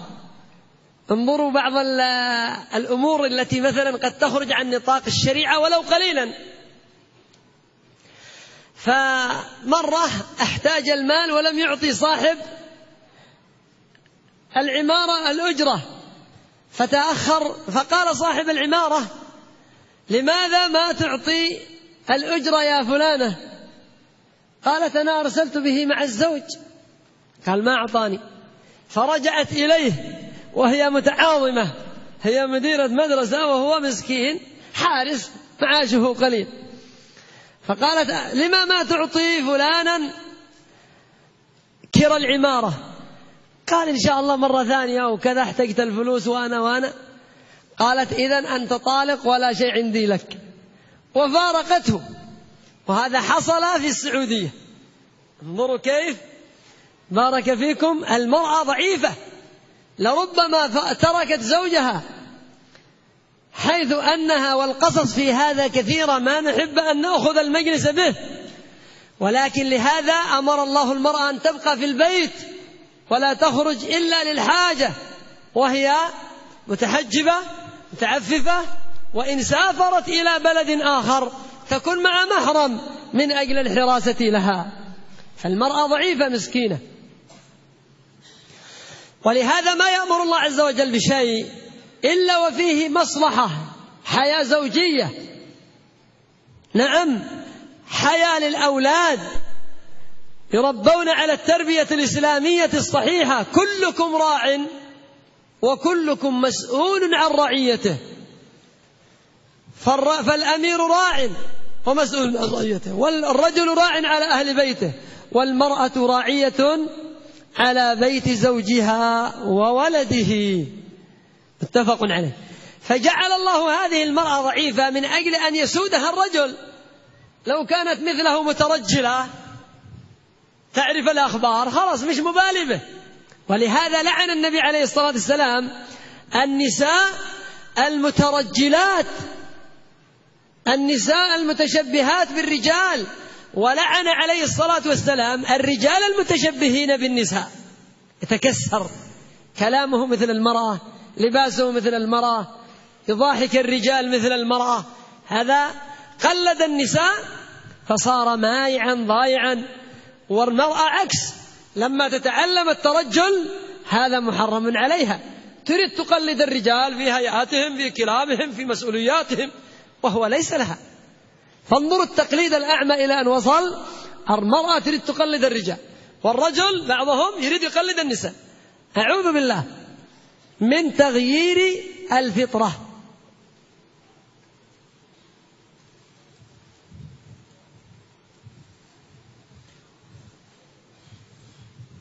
Al-Quran, manakala kita mengamalkannya, manakala kita mengikuti sunnah-sunnah Nabi alaihi salatu wassalam, maka itu semua akan mengantarkan kepada kebahagiaan di dunia dan akhirat. Karena Al-Quranul Karim, apabila kita mengikutinya, Al-Quran tidak akan melarang kita dari mempelajari ilmu-ilmu dunia, dari menguasai dunia. Tidak juga Al-Quran melarang seseorang untuk menjadi orang yang kaya. Bahkan ketika dia menjadi orang yang kaya, dia bisa menyantuni saudara-saudaranya sesama muslim yang kekurangan harta dengan zakat dan infaknya. Yang dilarang oleh Al-Quran dan Sunnah dalam mengikuti kejelekan, taklid terhadap orang-orang yang kafir dalam kemaksiatan kepada Allah Subhanahu wa ta'ala. Canggih dalam hal teknologi, dalam hal produksi berbagai macam hal, itu juga tidak dilarang oleh Al-Quranul Karim. Tetapi semestinya para bisnismen yang memiliki pabrik-pabrik menghindarkan dari kalangan kaum muslimin, menghindarkan para pegawainya dari campur aduk antara laki dan perempuan, tidak sebagaimana yang ada pada pabrik-pabrik orang-orang kafir, dan menghindarkan penyimpangan-penyimpangan yang lainnya. Islam mengajarkan seorang muslim untuk mengurusi wanita, apakah dia sebagai anaknya, atau dia sebagai istrinya, atau sebagai ibunya. Seorang muslim akan menjaga para wanita seperti dia menjaga emas, bahkan lebih dari itu. Allah Subhanahu wa ta'ala menegaskan bahwa ar-rijalu qawwamuna 'alan nisa'i bima faddala Allahu bihi ba'dahum 'ala ba'din wa bima anfaqu min amwalihim. Kaum lelaki adalah orang-orang yang bertanggung jawab terhadap para wanita. Mereka memiliki kedudukan yang lebih tinggi dari para wanita dengan anugerah yang Allah Subhanahu wa ta'ala berikan kepada mereka daripada yang lainnya, dan dengan sebab mereka menafkahkan dari hartanya. Laki-laki lebih mulia dari para wanita karena kodrat ilahi, karena ketentuan dari Allah Subhanahu wa ta'ala dalam penciptaannya. Dan ditambah lagi dengan infak, di mana kaum lelaki memberikan belanja, uang belanja kepada istrinya. Perempuan yang diperintahkan oleh Allah Subhanahu wa ta'ala untuk tinggal di rumah, supaya dia bisa mengurusi rumah tangganya. Sementara kaum lelaki kewajibannya di luar mencari nafkah. Wanita-wanita yang lemah ditentukan oleh Allah Subhanahu wa ta'ala demikian adanya, terjaga di dalam rumah dan dinafkahi oleh suaminya. Tapi lihatlah, ketika ada seorang wanita yang menyalahi kodratnya dan dia menjadi pegawai atau menjadi kepala sekolah, sampai dikisahkan suatu hari ada seorang wanita yang menjadi kepala sekolah di suatu sekolahan, dan di sana ada seorang pemuda miskin yang menjadi satpam di sekolahan itu. Suatu hari satpam itu ingin menikah, dan dia memberanikan diri untuk melamar kepada ibu kepala sekolah tersebut. Dan singkat cerita terjadilah pernikahan. Sampai akhirnya wanita yang menjadi kepala sekolah tersebut yang memberikan nafkah kepada keluarganya, kepada dia dan suaminya, karena suaminya miskin, profesinya hanya sebagai satpam. Sampai-sampai ketika suatu hari yang datang waktunya untuk membayar kontrakan, diberikanlah oleh si istri kepada suaminya supaya dibayarkan kepada pemilik rumah. Tetapi apa yang terjadi, tidak dibayarkan oleh suami yang miskin tersebut, bahkan digunakan untuk keperluannya. Sampai kemudian pemilik rumah menagih mana uang bayaran kontrakan. Nah, maka si suami beralasan ke sana dan kemari, dan akhirnya diketahui oleh istrinya. Padahal si istri sudah memberikan uang untuk dibayarkan sebagai uang kontrakan di bulan itu. Sampai akhirnya si istri karena kejadian itu, dia menceraikan suaminya. Demikianlah kelemahan wanita. Oleh karena itu Allah Subhanahu wa taala memerintahkan dia untuk di rumah dan diurusi oleh kaum lelaki. Sehingga dengan demikian tidaklah Allah Subhanahu wa taala memerintahkan sesuatu, tidaklah Allah memerintahkan para wanita untuk tinggal di rumah kecuali demi kemaslahatan keluarga mereka. Adapun kaum lelaki diwajibkan oleh Allah Subhanahu wa taala untuk menjadi orang yang bertanggung jawab.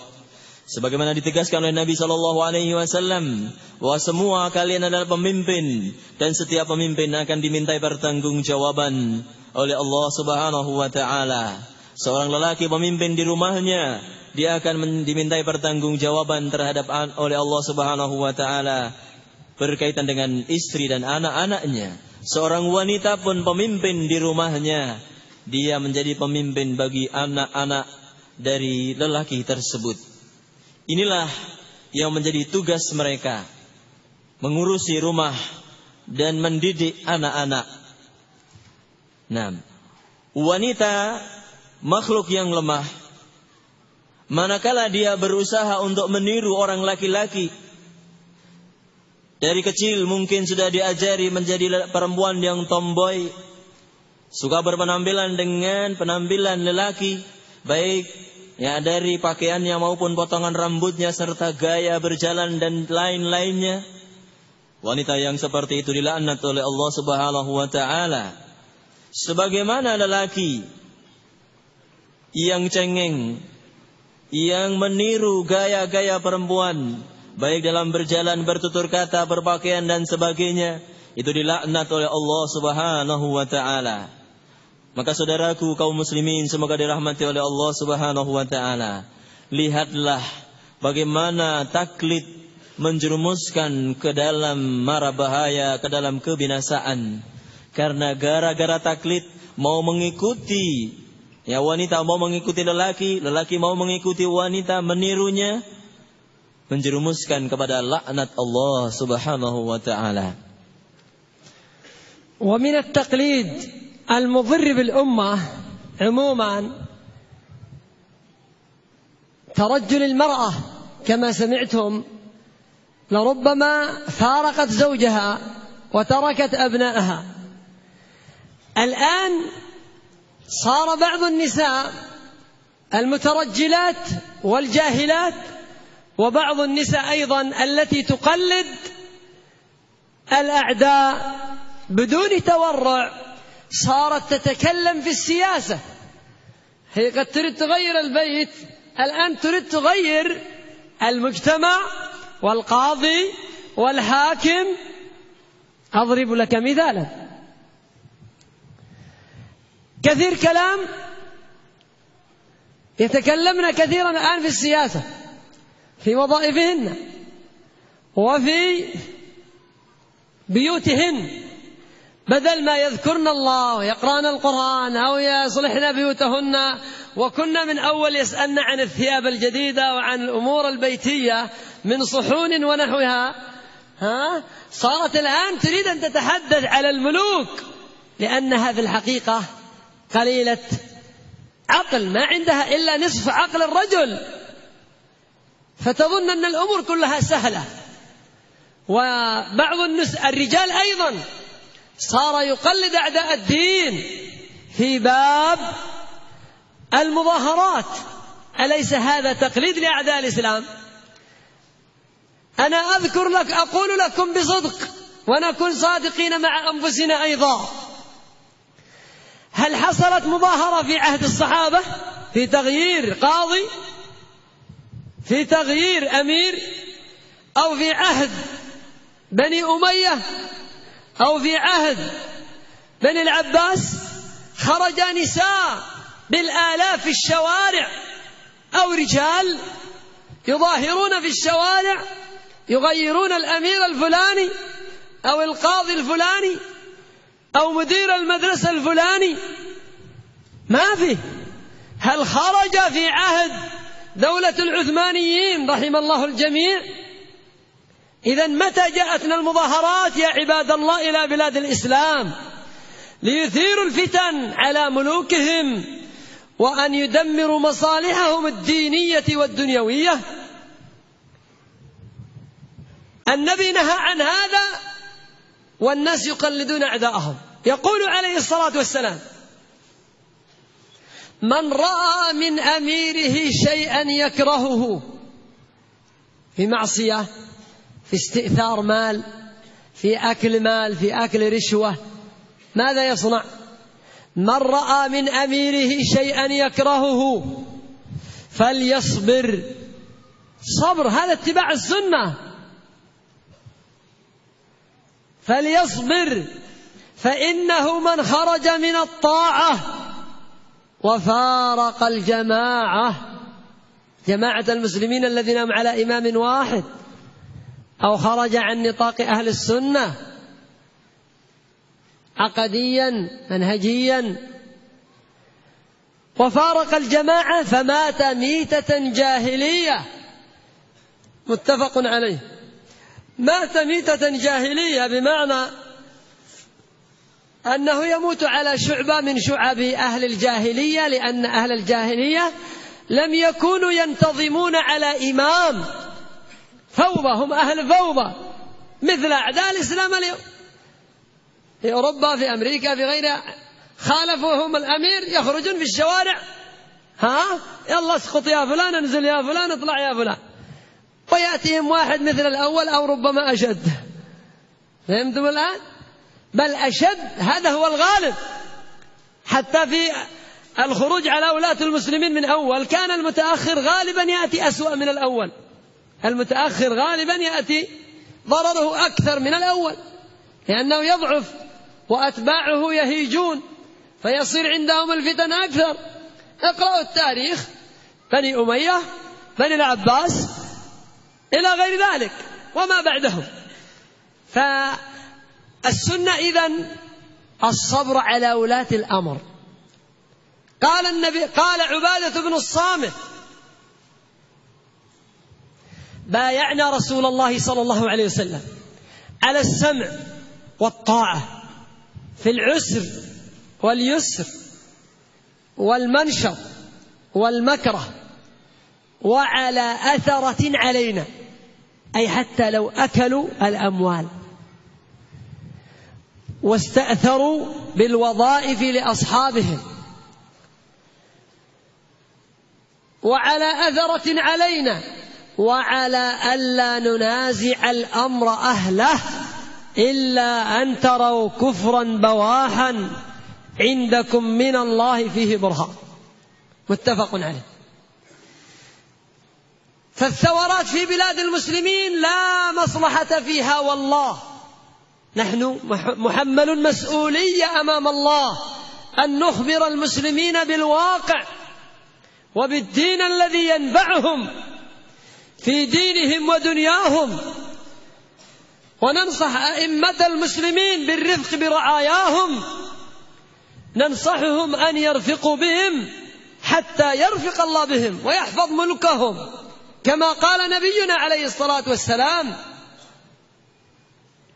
اللهم من ولي من أمر أمتي شيئا فرفق بهم فارفق به، ومن ولي من أمر أمتي شيئا فشق عليهم فاشقق عليه. والحديث رواه مسلم في صحيحه. فالعلماء، علماء السنة، لا يقلدون أعداء الإسلام، بل يتبعون السنة النبوية، لأنه قد يحصل من بعض الدعاة تأثر بأهل البدع، وربما قال لك: نريد أن تصير بلادنا مثل بلاد أوروبا أو مثل أمريكا، المظاهرات نفعتهم. نقول: لا، ما تنفعنا، نحن عندنا شرع، عندنا قرآن، عندنا سنة، إذا عمل بها المسلمون حاكمهم ومحكومهم ارتاحوا، أمنوا، تجروا، زرعوا، حصل لهم الخير كله. فالحمد لله علماء السنة يعلمون الناس الخير ويحذرونهم من التقليد، تقليد الأعداء وتقليد الجهلة وتقليد أهل البدع والضلالات. فالمسلم محتاج أن يستسلم للشرع.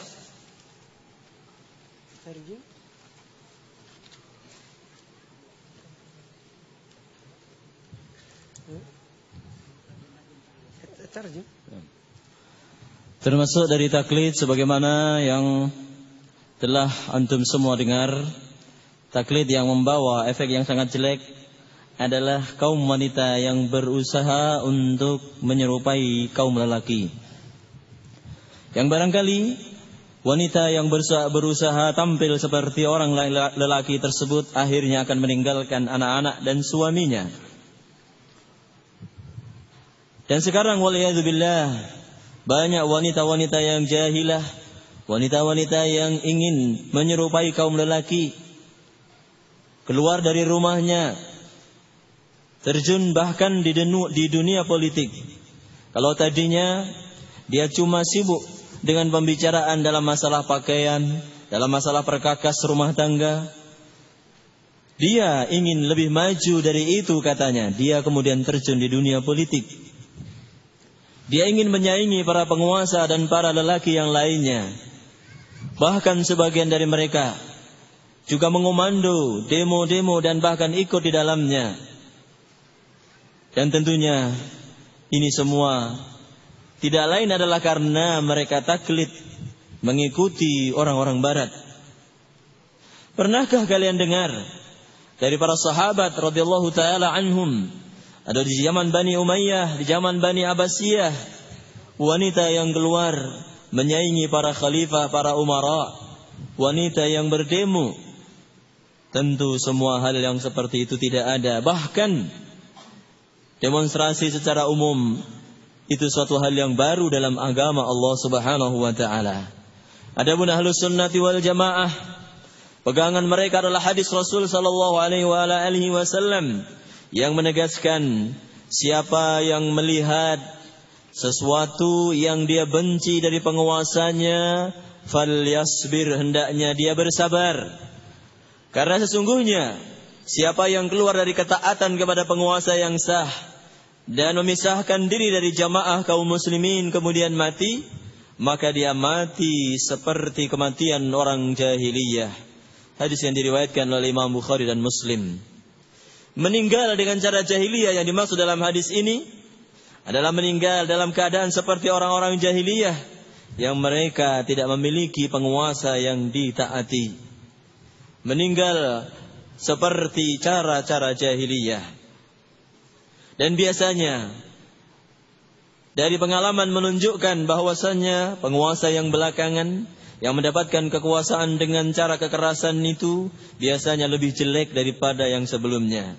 Silahkan baca sejarah Bani Umayyah, silahkan baca sejarah Bani Abbasiyah. Engkau akan dapatkan bukti yang nyata dari apa yang dikatakan tadi.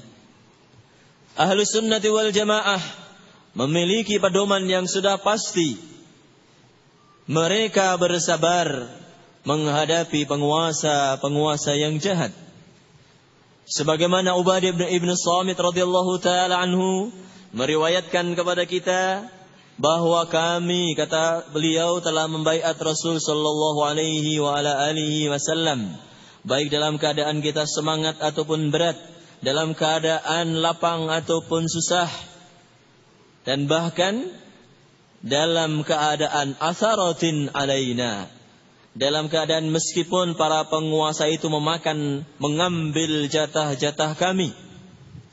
Dan kami telah membaiat Rasul sallallahu alaihi wasallam, kata Ubadah, untuk tidak menyaingi penguasa, untuk tidak memberontak kepada penguasa, kecuali kalau kalian lihat kekafiran yang nyata dan kalian memiliki dalil yang kuat yang memperbolehkan kalian untuk melakukan pemberontakan. Hadis ini diriwayatkan oleh Al-Imam Bukhari dan Muslim. Ketahuilah wahai ma'asyiral muslimin, bahwa keluar dari ketaatan kepada penguasa itu tidak akan membawa manfaat.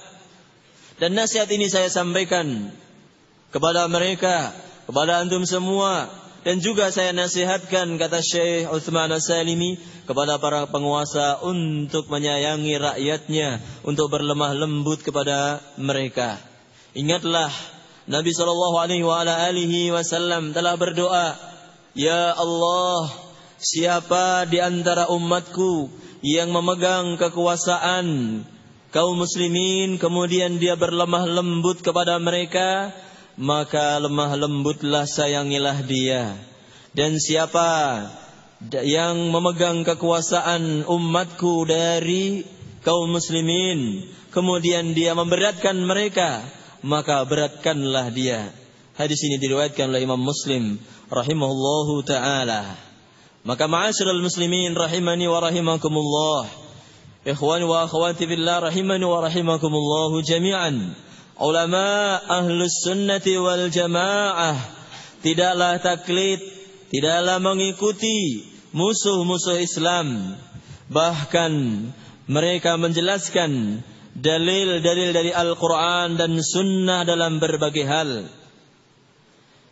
sehingga orang yang melakukan ini akan membawa kepada manfaat. Dan apa yang dilakukan oleh para ulama kaum muslimin, menasihati kaum muslimin, membawa mereka kepada Al-Quran dan Sunnah, membimbing mereka, nah ini juga akan membawa kebaikan kepada kaum muslimin. Bekerjalah masing-masing kita sesuai dengan profesi. Yang menjadi petani bekerja di sawah dan ladangnya, yang berdagang sibuk dengan perdagangannya, tidak usah menyibukkan diri dengan politik dan sejenisnya. Demikianlah yang dinasihatkan oleh para ulama kaum muslimin, dan yang seperti itu akan mengantarkan kita semua kepada kebaikan. Semoga Allah Subhanahu wa ta'ala menghindarkan kita dari taklid yang membawa madarat, dan semoga Allah Subhanahu wa ta'ala senantiasa membimbing kita semua. Wallahu ta'ala a'lam bissawab. Wa sallallahu ala nabiyyina Muhammad wa sallim tasliman katsira. Wa akhiru da'wana alhamdulillah rabbil alamin.